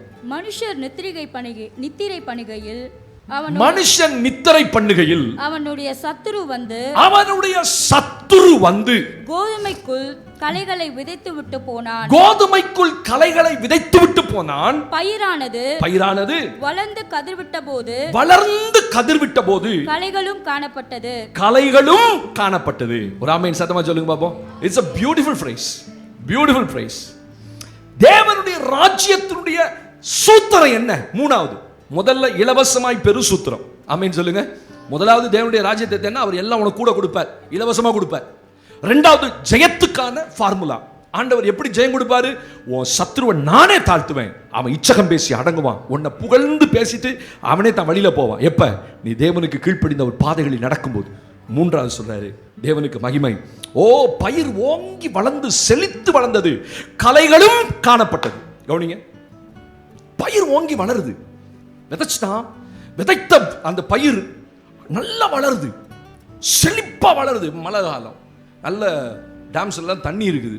அதனால எங்க பார்த்தாலும் ஈரோடு மாவட்டத்தில் நல்ல செழிப்பு. இப்ப ஸ்தோத்திரம். திருமண பக்கமெல்லாம் வயக்காட்டுல நல்ல வளர்ந்து பயிர்கள் எல்லாம் செழிப்பா இருக்குது. ஆனா கூடவே என்ன வளருதுன்னா, களைகளும் வளர்கிறது. இது எப்படி இந்த களை வந்துச்சு? இது அப்படியே உலக மனுஷன் சொன்னா, ஆமாப்பா சார், ஆமாங்க சார், அது கரெக்டு தான். பயிர் வரும்போது களை வரும், அப்புறம் களையை பிடிங்கிடலாம். ஆனா ஆவிக்குரிய அர்த்தம் என்ன? சத்துரு, மனுஷன் தூங்கும் போது சத்துரு வந்து களையை விதைத்து விட்டு போனான். பிரச்சனை எங்க? மனுஷன் தூங்கும் போது பிசாசு ஒரு மனிதனுடைய ஆவிக்குரிய வாழ்க்கையில செழிப்ப திருடுவதற்கு வருவான். உங்க ஆசீர்வாதத்தை எல்லாம் திருடுறதுக்கு வருவான். தேவன் உங்களை ஆசீர்வதிப்பார். உங்களுடைய ஜெபம், உங்களுடைய ஆராதனை, உங்களுடைய ஆவிக்குரிய வாழ்க்கை, நீங்க ஆண்டவருக்காக செய்த காரியங்கள் எல்லாம் பார்த்துட்டு ஆண்டவர் உங்களை ஆசீர்வதிக்கும் போது அப்படி பயிர் செழிப்பா வரும். உங்க குடும்பம், உங்க பிள்ளைகள் எல்லாம் நல்லா படிச்சு நல்லா வருவாங்க, சமாதானமா இருக்கும். ஆனா உள்ள சத்துரு களைய விதைச்சிருக்கான். அந்த களையும் மெதுவாக வளரும். இப்ப என்ன செய்யும்? ரெண்டும் வளர்ந்து நல்ல செடியை கெடுத்து போடும். அதனுடைய அர்த்தம் அதுதான். அப்ப என்ன செய்யணும்? களையை பிடிங்கிடணும் பாஸ்டர். Very good. இப்ப களைக்கொல்லி அப்படின்னே வந்திருக்கு. நிறைய பயிர்களுக்கு களைக்கு என்ன செய்யறாங்க? மருந்து அடிக்கிறாங்க. களை மட்டும் செத்து போகும், பயிர் நல்லா இருக்கும். இப்ப களையை வளர விட்டா என்ன ஆகும்? ரெண்டுக்கும் சத்து போகும். அதான் பிரச்சனை. வரப்புக்கு போறது வாய்க்காலுக்கு போகும், வாய்க்கால இருந்து போறது செடிக்கு போறது வரப்புக்கு போகும், எல்லாமே நினையும் தான். அப்ப ரெண்டும் வளர விட்டா என்ன பிரச்சனை? ரெண்டும் ஒரே மாதிரி தான் இருக்கும். களை எது பயிர் எதுன்னே தெரியாது. ரெண்டும் வளரும், நல்ல செழிப்பா வளரும். ஆனா அந்த ஓனருக்கு தான் தெரியும், நிலத்துக்காரனுக்கு, எது களை எது பயிர். நல்லா கவனிங்க. ஆவிக்குரிய வாழ்க்கையில நம்முடைய ஆசீர்வாதத்துக்கு கெடுதி விரோதி என்னன்னா, மனுஷன் தூங்கும் போது பிசாசு வந்து களையை வித. நீ என்னைக்கு ஆவிக்குரிய வாழ்க்கையில உங்க வாழ்க்கையில் தூக்கம் இருக்கும், எல்லாம் இழந்துருவீங்க. ஜாக்கிரதையா. நிறைய குடும்பங்கள்ல ஜெப வாழ்க்கை இல்லை தெரியுமா? என்னமோ வரீங்க, சபைக்கு வரோம், பாட்டு பாடுறீங்க, ஆராதிக்கிறீங்க. நான் கேட்கிறேன், பர்சனலா எத்தனை பேர் தேவனுடைய சமூகத்தில் நிற்பீங்க சொல்லுங்க பார்ப்போம். கை தூக்க வேண்டாம். எத்தனை மணி நேரம் நீங்க ஆண்டவரோட கூட இருக்கீங்க? நல்லா கவனிங்க. ஜெபிக்காதவருடைய வாழ்க்கையில என்ன வளரும்? கலை வளரும். கலை வளரும் போது பயிரும் வளரும். ரெண்டும் வளர்ந்துச்சுன்னா, ரெண்டுக்கும் சத்து போச்சுன்னா, உங்களுடைய ஆசீர்வாதத்தை அவன் திருடிட்டே இருக்கிறான். இன்னைக்கு நிறைய பேருக்கு தெரியல. நல்லா தூங்குறோம் பாஸ்டர் நைட்டு 9 மணிக்கு படுத்த காலையில் 9 மணி தான் நமக்கு தெரியுதுன்னா அப்படி ஆவிக்குரிய வாழ்க்கை எப்படி இருக்குன்னு நினைக்கிறீங்க? ஒன்றும் தெரியாது. ஆண்டவருடைய முகம் தெரியாது. ஸ்தோத்திரம். கண்ணை மூணா ஒரே இருட்டா தான் இருக்கும். என்ன ஜெப வாழ்க்கை இல்ல, கர்த்தரை தேடுற வாழ்க்கை அங்க இல்ல. நீ தூங்கும் போது சத்துரு களை விதைப்பான். களை விதைச்சிருமா, குடும்பத்துக்குள்ள சமாதானம் இழந்துருவீங்க. ஜெபிக்கும் போதே இத்தனை பிரச்சனையை சந்திப்போம்னா ஜெபிக்காத குடும்பங்களுடைய நிலை என்னன்னு யோசித்து பாருங்க. நான் எப்பொழுதுமே சொல்லுவேன், ஒரு குடும்பத்தில் ஒரு ஆளாவது தேவனுக்கு பயந்து தேவ சமூகத்தில் நிற்கணும். மற்றவங்களாம் தூங்கும்போது பதறணும், ஐயோ என் குடும்பத்துக்கு நான் அல்லவா நிற்க வேண்டிய ஒரு ஆள். அந்த பதற்றம் ஒரு தேவ பிள்ளைக்குள்ள இல்லைன்னா உங்களுடைய ஆவிக்குரிய வாழ்க்கை ஒன்றுமில்லாமல் போயிடும். ஆமென். உங்க வாழ்க்கையினுடைய செழிப்பின் ஃபார்முலா என்ன தெரியுமா? அந்த அதிகாலை ஜெபம் மட்டும்தான். இன்னைக்கு நிறைய பேருடைய வாழ்க்கையில் அந்த ஜெபம் இல்லை. நல்லா தூங்குறீங்க, நல்ல தூக்கம், கணவனும் மனைவியும் பிள்ளைகளும் அடிச்சு போட்ட மாதிரி தூங்கி 6-7 மணிக்கு எழுந்து மெதுவாக கிளம்பி ரிலாக்ஸ்டாக கிளம்பி பிள்ளைகள்லாம் அனுப்பி அந்த குடும்பத்தினுடைய ஆசீர்வாதம் இழந்துருவீங்கப்பா. தேவ சமூகத்தை அதிகாலையில் அட்லீஸ்ட் ஒரு குடும்ப ஜெபம் சொல்லுங்களேன். காலையில் எந்திரிச்சோமா, ஐயோ இன்னைக்கு லேட்டாக எந்திரிச்சிட்டோம், வாங்கப்பா உட்காந்து ஒரு 2 நிமிஷம் ஜெபம் பண்ணலாம் வாங்க. சத்துரு உள்ள வந்துடுவான், கலையை விதைச்சிருவான். ஸ்தோத்திரம். நிறைய நஷ்டங்களை உண்டாக்கிடுவான். நீ பாருங்க, ஒரு பக்கம் சம்பாதிப்பீங்க, ஒரு பக்கம் மருத்துவமனைக்கு போகும். ஒரு பக்கம் சம்பாதிப்பீங்க, ஒரு பக்கம் ஈட்டிக்காரனுக்கு வட்டிக்காரனுக்கு போகும். நீங்க ஒரு பக்கம் சம்பாதிப்பீங்க, அங்க ஒண்ணுமில்லாம திடீரென்று ஒரு செலவு போயிடும். ஏன் தெரியுமா?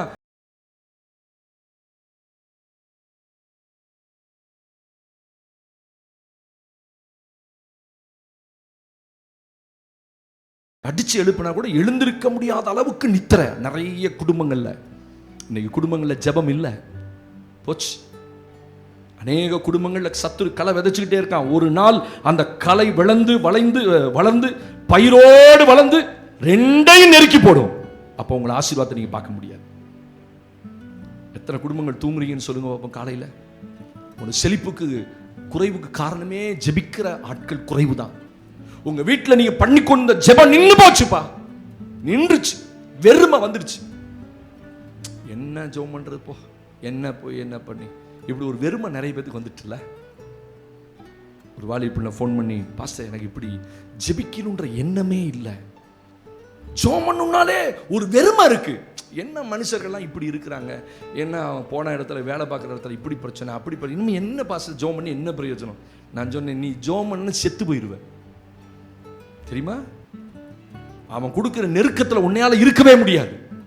ஐயோ ஓனர் அப்படி பேசுறாரு, அதை தாங்கிக்கிறதுக்கு உனக்கு பலன் இருக்கு பத்தியா, அது அந்த ஜெபம். உன்னை நிக்க வச்சிருக்கு பத்தியா, அது அந்த ஜெபம். நான் கேட்கிறேன், உங்களுக்கு உணர்வு இல்லையா?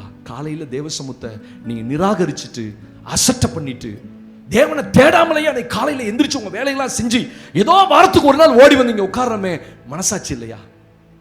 எப்படிப்பா தேவன் உங்களை பார்ப்பார்? எப்படிப்பா தேவன் உங்களோட பேசுவார்? எப்படிப்பா தேவன் உங்களோட இருப்பார்? நீ எப்படி 2ஆம் வருகைக்கு ஆயத்தமாவ? எப்படி இந்த ரகசிய வருகைகள் எடுத்துக்கொள்ளப்படுவது? ஐயோ போயிடணும் பாஸ்டர், கட்டாயம் போயிடணும். எப்படிப்பா போவ? நீ ஆயத்தமாகாம எப்படி போவ? உன்னை ஆயத்தப்படுத்துறது இந்த ஜெபம் தானே. மனுஷன் தூங்கும் போது சத்துரு வந்து கலையை விதைத்தான். செழிப்பா வளர வேண்டிய பயிர் இன்னைக்கு செழிப்பா வளரல. பிகாஸ் ஆஃப் யோர் நல்ல தூக்கம் உனக்கு இல்ல. ஆரம்ப நாட்கள்ல 4 மணிக்கு எந்திரிச்ச காலங்கள் போச்சு, 5 மணிக்கு எந்திரிச்ச காலங்கள் போச்சு. துடிச்சு பிடிச்சு எந்திரிப்போம், ஐயோ டைம் ஆச்சு. தேவசமூகத்தை முழங்கால முகத்தை கழுவிட்டு முழங்கால் நின்று ஜெபித்த காலங்கள் போச்சு. கர்த்தர் உன்னை எச்சரிக்கிறார். உன் குடும்பத்துல கலைகள் வளர்ந்து கொண்டே இருக்கிறது. நீ எதிர்பார்த்து உங்க பிள்ளைங்க இப்படி வரணும் அப்படி வரணும் மனக்கணக்கு போட்டா மட்டும் வந்துடாது.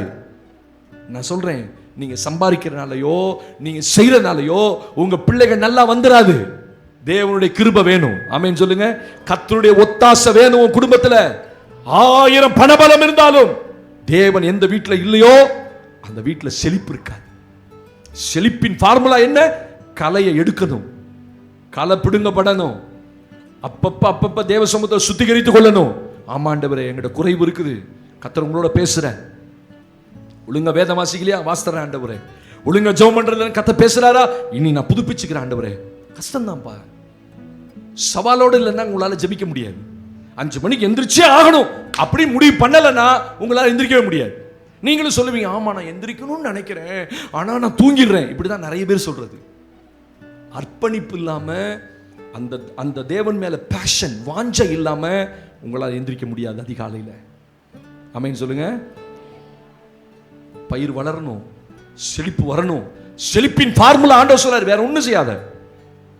அந்த களைகள் வளருகிறது, களையை மட்டும் எடுத்து தேவ சமூகத்துக்கு போய் குடும்பத்தோடு நில்லுங்க, குடும்ப ஜெபம் பண்ணுங்க, பிள்ளைகளை கூப்பிடுங்க. ஒரு நாளாவது, ஐயோ எங்களுக்கு அப்படிலாம் பழக்கமே இல்லையே பாஸ்டர், இப்படி நீங்க போய் திடீர்னு நீ செய்தி கேட்டு உங்க வீட்டுக்கார கூப்பிட்டீங்கன்னு வச்சுக்கோங்க, அவர் சிரிப்பார். என்னடி புதுசா கூப்பிடுற, நீங்களே ஆமாடி வாடி அப்படின்னுங்க. வேற என்ன பண்றது? அவங்க அப்படிதான் பேசுவாங்க, உங்களை ஏளனமா பேச மாதிரி. அதெல்லாம் என் மனைவி அப்படிலாம் ஜோமே பண்ண மாட்டாப்பா சார் அப்படின்னாலும் கூப்பிடுங்க, வா வந்து உட்கார். கர்த்தர் இன்னைக்கு எங்களோட பேசியிருக்கிறார், தேவன் சபையிலிருந்து பேசினார். உங்க குடும்பத்துக்குள்ள ஜெபம் குறைவுகிறது. ஜெபம் தான் உங்க வாழ்க்கையில செழிப்பை கொண்டு வரும். இல்லைன்னா நிறைய கலைகள் உள்ள வந்துடும்.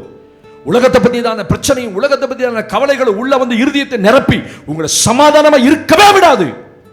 இவ்வளவு பிரச்சனை மத்தியில் நாங்களாம் அப்படி ஜம்முன்னு இருக்கோம்னா காரணம் என்ன? அந்த ஜெபம் தான், அந்த அதிகாலை ஜெபம் தான். அப்படி 4 மணிக்கு அலாரம் அடிச்சோன்னே அப்படி எந்திரிச்சு மூஞ்சை கழுவிட்டு ஒரு 1/4 மணி நேரம் அப்படியே எக்ஸசைஸ் பண்ணிட்டு அப்படி முழங்கால் போட்டோம்னு வச்சுக்கோங்க, அப்படி 6, 6:30, 7 மணி வரைக்கும் அந்த ஜெபம் ஓடும். அதான் அந்த சபையை காப்பாத்துது, அதான் அந்த சபையை தூக்கி நிறுத்துது. அப்படி ஆராதனைக்கு வந்து நிற்கிறோம், வாலிப பிள்ளைங்க ஆராதிக்கிறோம், தேவ பிரச்சனை இறங்குது. சும்மா வராது, கர்த்தர் செய்ய மாட்டாரு தெரியுமா? நிறைய ஜெபிக்கிற குடும்பங்கள் இருக்கிறீங்க, எனக்கு தெரியும். யார் ஜோம் பண்ணுவா, யார் ஜோம் பண்ண மாட்டீங்க, முகத்தை பார்த்தாலே சொல்லிடுவேன், எனக்கு தெரியுமில்ல. இல்லாத குடும்பங்கள் மட்டும் தான் ஃபோனில் கூப்பிடுவேன்.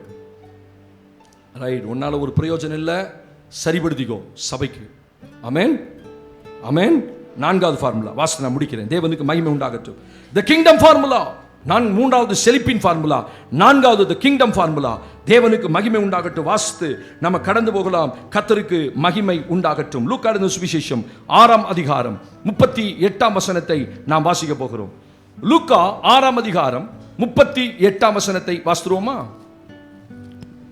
கொடுங்கள், கொடுங்கள், அப்பொழுது உங்களுக்கு கொடுக்கப்படும். அமுக்கி குலுக்கி சரிந்து விடும் அளவும் நன்றாய் அளந்து உங்கள் மடியிலே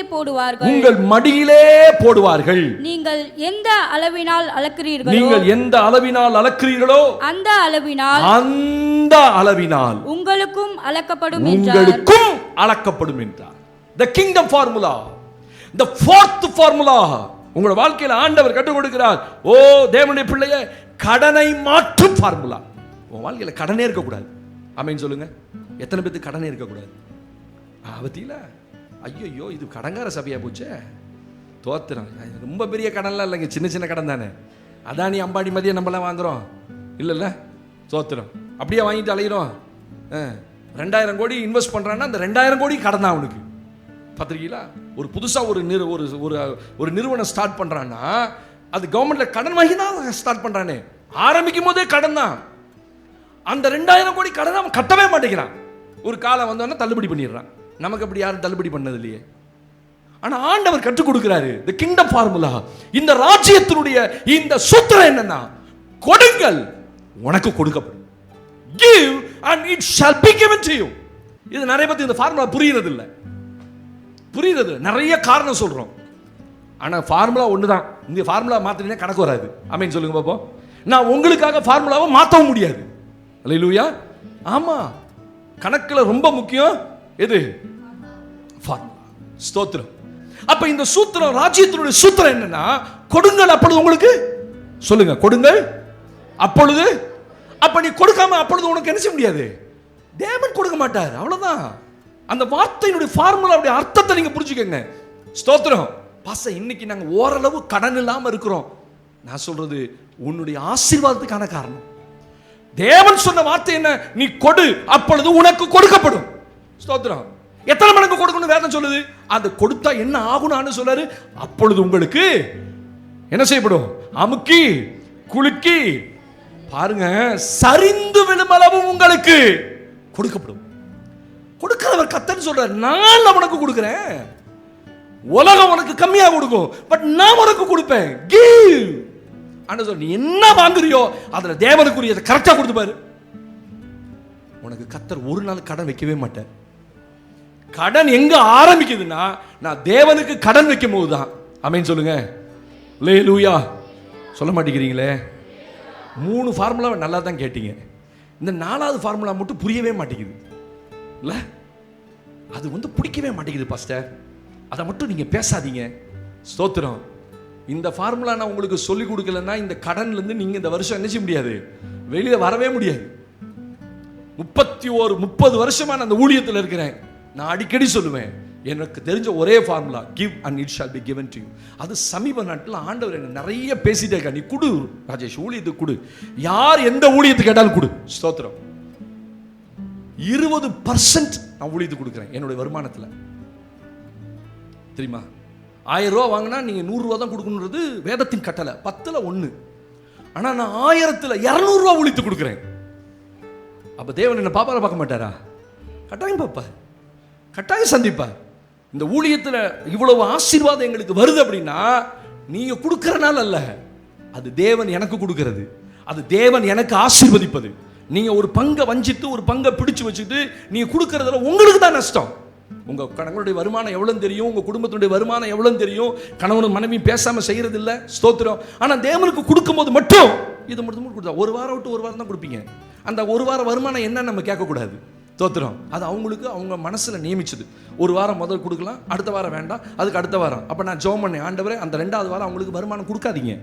ஏன்னா அவங்க தேவனுடைய ராஜ்யத்துக்கு எதுவுமே என்ன செய்யறது இல்ல, கொடுக்கறது. பாருங்க, நீங்க கூட்டி கழிச்சு பாருங்க, நீங்க கொடுக்காத நாட்கள் இருந்து குறைவுதான் இருந்திருக்கும். ஏன்னா தேவனுடைய வசனம் அப்படித்தான் சொல்லுது, give and it shall be given to you. நீ கொடுத்து பாரு, உனக்கு கொடுப்பேன். வசனம் என்ன சொல்லுது?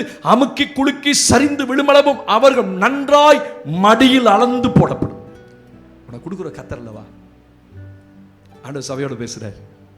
ஆமே. நீங்க கொடுக்கறதுனால தேவனுடைய ராஜ்யத்துக்கு, கொடுக்காதனால தேவனுடைய ராஜ்யத்துக்கு எந்த இழப்பும் கிடையாது. கொடுக்காதனால தேவனுடைய ராஜ்யத்துக்கு இழப்பு இல்லை, கொடுக்காதனால உங்களுக்கு தான் இழப்பு. அல்லேலூயா சொல்லுங்க. அப்ப ஆண்டவருடைய பணத்தை ஒரு நாள் ஒரு தேவ பிள்ளை கணக்கு பாருங்க. மாசம் முடியும் போது நீங்க எங்க வீட்டு வந்து பாருங்க, நான் ஒரு நோட்டு வச்சிருப்பேன், என்னுடைய வரவு செலவு கணக்கெல்லாம் எழுதி வச்சிருப்பேன்.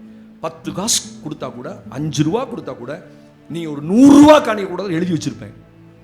அதெல்லாம் கணக்கு பண்ணி 31ஆம் தேதி இரவு 30ஆம் தேதி இரவு உட்காந்து கணக்கு பார்த்து அந்த முதல் வாரத்தில் நான் என்ன தசமாக கொடுக்கணுமோ அதை ஊழியருக்கு அனுப்பி விடுறேன். அதனால தான் நாங்கள் ஆசீர்வாதமாக இருக்கோம். நீங்கள் தேவனுடைய ராஜ்யத்தில் எல்லாம் செய்வீங்க, ஜெபிப்பீங்க, நல்ல வேதம் வாசிப்பீங்க, நல்ல ஆண்டவரோட உறவாடுவீங்க, நல்ல ஊழியம் செய்வீங்க, நல்ல ட்ராக்ஸ் சுவிசேஷ ஊழியம் செய்வீங்க, எல்லாம் செய்வீங்க. ஆனால் இந்த ஒரு ராஜ்யத்தில் இந்த ஒரு காரியத்தில் மட்டும் ஒரு பெண்டிங் இருக்க. அப்போ தேவனுடைய ராஜ்யத்தினுடைய அந்த ஃபார்முலா என்ன? கொடு, அப்பொழுது நான் உனக்கு என்ன செய்வேன்? கொடுப்பேன். யார் கொடுப்பா? தேவன் கொடுப்பா. கரெக்ட், தேவன் கொடுப்பா. நீங்க உங்க சம்பாதிக்க கரெக்டா சம்பாதிக்கிறதுல 10ல் 1 கொடுக்குறீங்க, கணக்கு பண்ணுங்க. எதையுமே பிடிச்சு வைக்காதீங்க. கஷ்டம் தான். ஒரு மாசம் கஷ்டமா இருக்கும், 2 மாசம் கஷ்டமா இருக்கும். ஆனா 3வது மாதம் அதோட பிரதிபலனை நீங்க பாப்பீங்க. கட்டாயமா தேவன் 5 அப்பத்தி 2 மீனை 5000 பேர் கொடுத்தது போல. ஆமென். சிலர் ஏண்ட அந்த சம்பளம் வாங்கணும்னா அப்படியே கொண்டு வந்து கவரை கொடுத்து ஜெபம் பண்ணுவாங்க. பஸ் ஜெபம் பண்ணி கொடுங்க. நான் சொல்றேன், ஆண்டவரே இந்த மாதம் முழுவதும் அந்த வீட்டில் 4 பேர் இருந்தா, 5 பேர் இருந்தா, அத்தனை பேருடைய தேவைகளும் சந்திக்கப்படணும். இந்த மாதம் அவங்க மீதம் எடுக்கணும். ஆண்டவரே, அந்த 5000 10,000 சம்பளத்தில் மீதம் எடுக்கிற குடும்பங்கள் எல்லாம் எனக்கு தெரியும் இந்த சபையில். ஆனால் எவ்வளவு கைக்கு வந்தும் இன்னும் கடனில் வாழ்கிற குடும்பங்களும் எனக்கு தெரியும். அவங்கள குறை சொல்லலை, அவங்க எங்க தப்பு பண்றாங்க. ராஜ்யத்தினுடைய அந்த சூத்திரம் என்ன? கொடு. ஆண்டவர் சொல்ற கொடு, அப்பதான் நான் உனக்கு கொடுப்பேன். ஆமென் சொல்லுங்க. நீங்க கேளாததையும் தேவன் கொடுப்பார். நான் அதையும் சொல்றேன். சாலமன் ஆண்டவர் சொல்லல, அவன் கேளாத ஐஸ்வர்யத்தையும் தேவன் அவனுக்கு கொடுக்கிறவர். அவருக்கு பிரியம் வந்தா நிறைய கொடுப்பார். நம்ம கொடுக்கிறது 10ல் 1 தான். ஆனா அவர் சில நேரத்தில் பிரியப்பட்டு நீங்க கேட்காததையும் கர்த்தர் கொடுப்பார். ஆமென் சொல்லுங்க பாப்பா. கொடுப்பாரா கொடுக்க மாட்டாரா? கிங்டம் ஃபார்முலா அதுதான். இந்த ராஜ்யத்தினுடைய இந்த சூத்திரம் தெரிந்தால், ஆண்டவர் சொன்னார், உலகத்து மனுஷனுக்கு அது அருளப்படல, அது தேவனுடைய பிள்ளைகளுக்கு அருளப்பட்டிருக்கிறது. ஒரு ஆமென் கை உயர்த்தி சொல்லுங்க பாப்போம். அல்லேலூயா, அல்லேலூயா. இந்த வருஷம் ஜெபம் பண்ணிட்டு போங்க, ஆண்டவரே நான் இந்த வருஷத்தோட என் கடனை முடிச்சு நான் வெளியில வரணும். நீங்க ஜெபிக்கிறது ஒரு பக்கம் இருந்தாலும், நீ கொடுக்காமல் உன் கடனை அடைக்க முடியாதுன்ற ஃபார்முலாவையும் கத்த சொல்லி கொடுக்கிறார். நீ கொடுத்தா தான். ஸ்தோத்திரம். எழுதி வச்சு ஒரு காட்டுறான், பாஸ்டர் இத்தனை மாதங்களா நான் இவ்வளவு கொடுக்க வேண்டி இருக்கு, எல்லாம் எழுதி வச்சிருக்கேன். ஸ்தோத்திரம். சரி, கொடுத்ததுல எங்கடா போச்சு அப்படின்னு? இல்ல, அதெல்லாம் செலவாகி போச்சு. ஆனா ஆண்டவருக்கு எவ்வளவு கொடுக்கணுமா நான் எழுதி வச்சிருக்கேன். நான் சொன்னேன் ஏட்டு சுரக்கா கறிக்கு உதவாது.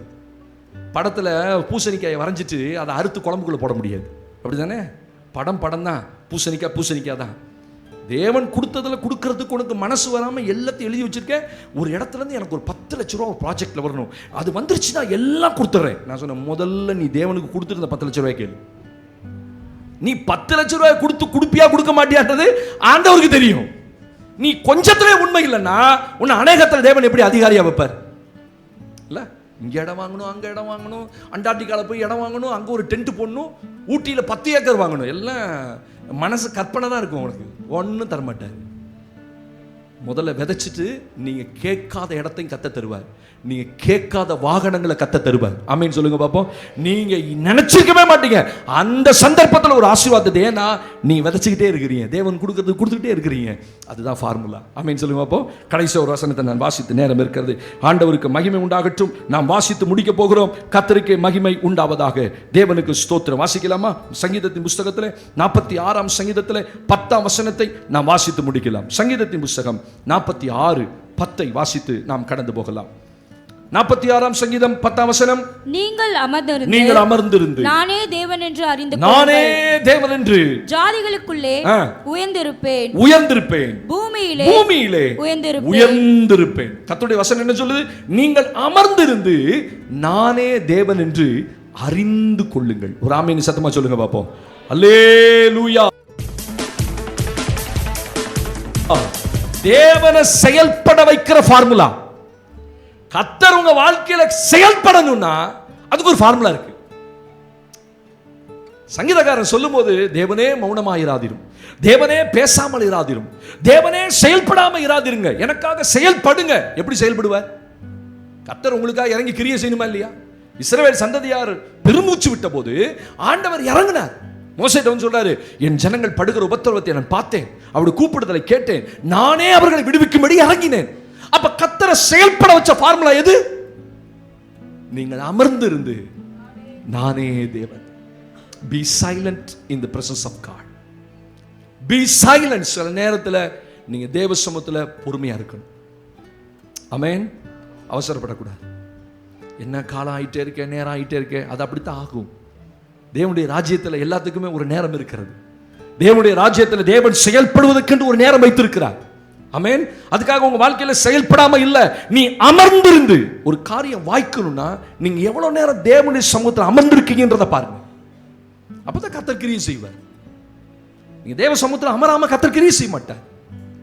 பேசாமல் இராதேயும் மௌனமாயிராதேயும் செயல்படும் ஆண்டவரே, கிரியை செய்யும் ஆண்டவரே. எப்படி கிரியை செய்வார்?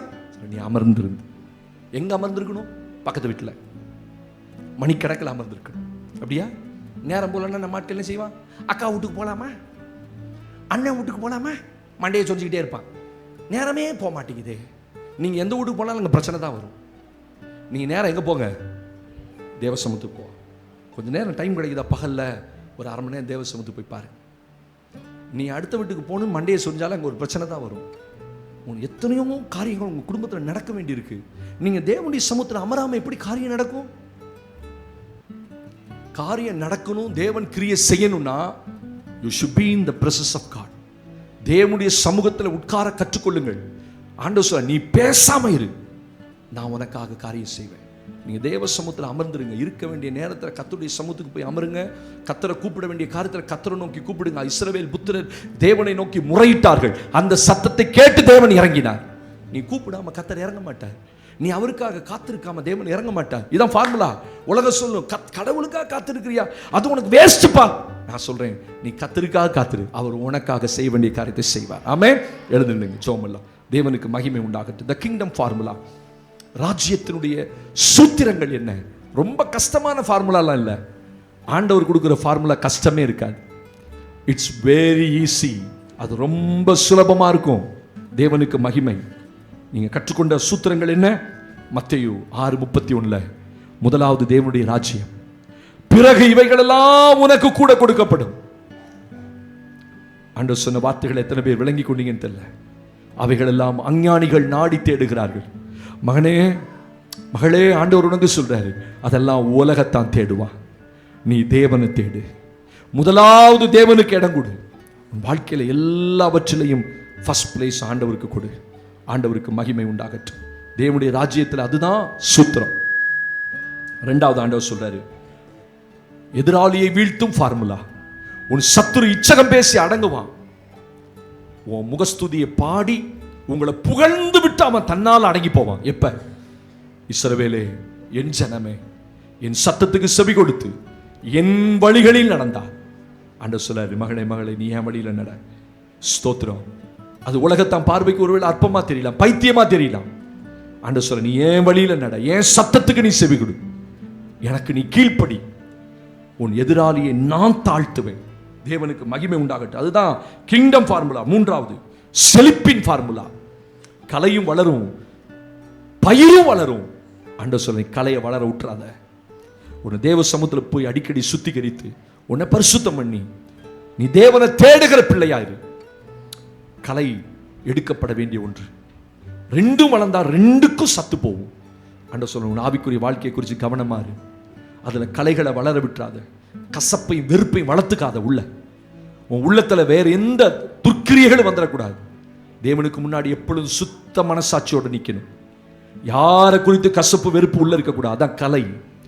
இந்த கலைகள் வளர்ந்தா அது உன் ஆவிக்குரிய வாழ்க்கைக்கு ஆசீர்வாதமா இருக்காது. தேவனுடைய முகத்தை உன்னால பார்க்க முடியாது. நான்காவது ஃபார்முலா தேவனுடைய சமூகத்தில் சொல்லப்பட்டிருக்கு. லூக்கால கடனை அடைக்கும் ஃபார்முலா. நீ தேவனுக்கு கொடுத்தாதான் தேவன் உனக்கு திரும்ப கொடுப்பார். கண்களை மூடுவோமா? God is speaking to you. வந்து ஏதோ ஒன்றை ஆண்டவர் பேசினார் நீங்க சொல்லணும். இன்னைக்கு தேவன் என்னோடு பேசினார். ராஜ்யத்தின் சூத்திரங்களை பேசினார்.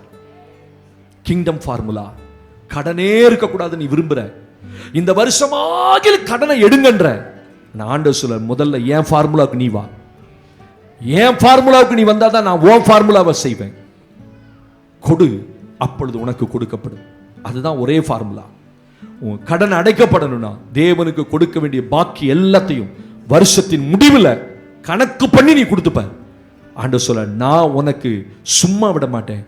அமுக்கி குலுக்கி சரிந்து விடும் அளவும் நான் உனக்கு மடியில நன்றாய் அளந்து போடுவேன். மகளே, புதிய வருஷத்துல உனக்கு கடன் இருக்காது.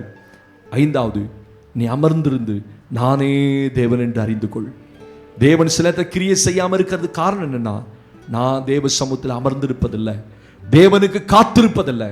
ஆண்டவர் சொல்ல, நீ காத்திருக்கிற காலங்கள் எல்லாம் உனக்கு ஆசீர்வாதம் தான். நீ எனக்காக பொறுமையா காத்திரு. ஸ்தோத்திரம். அது உனக்கு ஆசீர்வாதம் தான். உலகத்து மனுஷனுக்கு ஒருவேளை அது பைத்தியமா தெரியலாம். ஜெபிக்கிற தேவ பிள்ளைக்கு ஒரு நாள் அல்ல. ஆண்டவர் சொல்ல, நீ பொறுமையா காத்திரு, நான் உனக்காக கிரியை செய்வேன். கர்த்தர் கொடுத்த நல்ல வார்த்தைகளுக்காக நம்ம எல்லாரும் வாய்த்த கர்த்தரை ஸ்தோத்திரம் பண்ணுவோம். ஸ்தோத்திரம், ஸ்தோத்திரம், ஸ்தோத்திரம், ஸ்தோத்திரம். நல்ல பிரைஸ் பண்ணுங்க நல்ல வார்த்தைக்காக. தி kingdom formula, kingdom formula, kingdom formula. தேவனுடைய ராஜ்யத்தினுடைய சூத்திரங்களை கர்த்தர் கற்றுக் கொடுத்திருக்கிறார். ஸ்தோத்திரம், ஸ்தோத்திரம், ஸ்தோத்திரம், ஸ்தோத்திரம். நல்ல தகப்பனே, இந்த நல்ல நாளிலும் எங்களோடு நீர் பேசின நல்ல வார்த்தைக்காக நாங்கள் உள்ளத்தின் ஆழத்தில் நன்றி சொல்றோம். ஆண்டவரே, இதுவரைக்கும் நாங்கள் படித்த காரியங்கள் தான், ஆனால் அது சூத்திரங்கள் என்று எங்களுக்கு தெரியாது. ஆண்டவரே, கிங்டம் ஃபார்முலாவை எங்களுக்கு கற்றுக் கொடுத்ததுக்காய் ஸ்தோத்திரம். ஆண்டவரே, வந்த பிள்ளைகள் எல்லாருக்காய் அவருடைய குடும்பங்களை பேர் பேராய் கர்த்தர் ஆசீர்வதிப்பீராக. ஆண்டவரே, இந்த வருஷம் ஆண்டவரே எங்கள் பிள்ளைகளை கடன் இல்லாத ஒரு வாழ்க்கையில் ஆண்டவர் நடத்தணும் நான் ஜெபம் பண்றேன். ஆண்டவரே, ஆண்டவரே உமக்கு நன்றி. இந்த சூத்திரங்களை நாங்களும் கற்றுக்கொள்ள ஆமென். ஆண்டவரே, ஆமென். கலைகள் ஒரு நாள் வளரவே கூடாது. ஆண்டவரே, ஆண்டவரே எங்க சத்துரு ஒரு நாள் எங்களை மேற்கொள்ளவே கூடாது. ஆண்டவரே, அஞ்ஞானிகளை போல உலகத்தை நாடி தேடி ஓடுகிறவனா இல்லாம தேவனுடைய ராஜ்யத்துக்கு முதலிடம் கொடுக்கிறவனா நீக்க கிருபைதாரு. எல்லா துதி கனமை உமக்கு செலுத்துறோம். இயேசுவின் நாமத்தை ஜெபிக்கிறோம். ஜெபம் கேளும் ஜீவனுள்ள நல்ல பிதாவே, ஆமென்.